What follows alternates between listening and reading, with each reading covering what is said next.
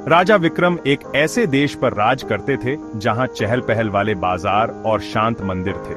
वे अपनी बुद्धिमत्ता के लिए जाने जाते थे। विक्रम को अच्छी पहेलियां बहुत पसंद थीं। उनका मानना था कि पहेलियों में राज छुपे होते हैं, दुनिया के बारे में राज, लोगों के बारे में राज। एक दिन एक घुमंतू साधु महल में आया।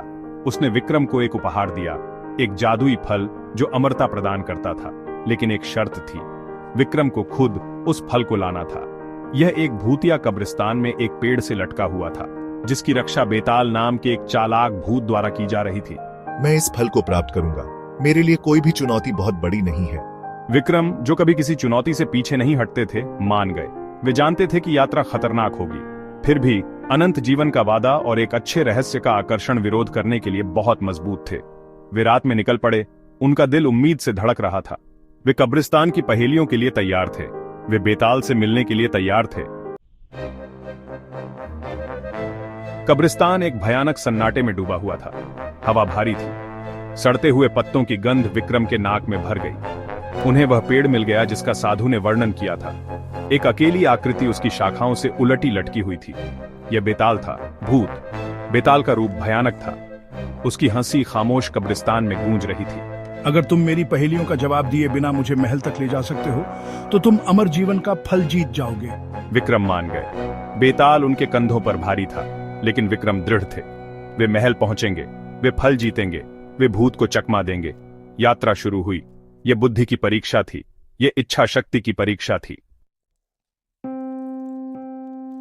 बेताल ने अपनी बात के अनुसार अपनी पहेलियां शुरू की। एक अमीर आदमी और एक गरीब आदमी एक ही दिन मरते हैं, किसे ज्यादा दुख होता है? विक्रम ने ध्यान से सोचा। वे जानते थे कि जवाब दौलत में नहीं बल्कि प्यार में है।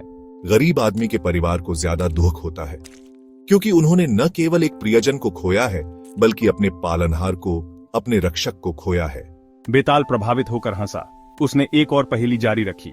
एक राजा और एक किसान दोनों शांति चाहते हैं, कौन इसे आसानी से प्राप्त करता है?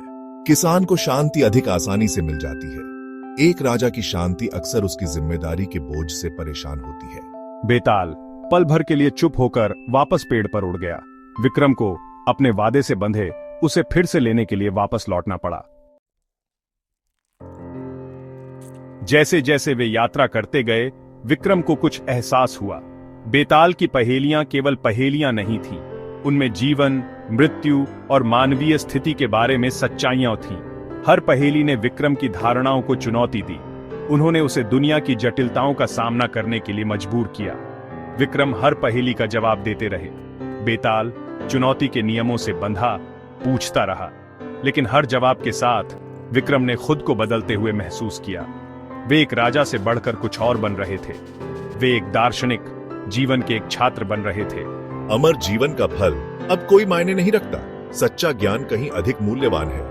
उन्होंने अपने लोगों के लिए सहानुभूति सीखी। उन्होंने अपने फैसलों का भार समझा। बेताल के साथ यात्रा ने उन्हें बदल दिया। वे एक बेहतर, समझदार शासक बन गए। उन्होंने अपनी भूमिका का सही अर्थ सीखा।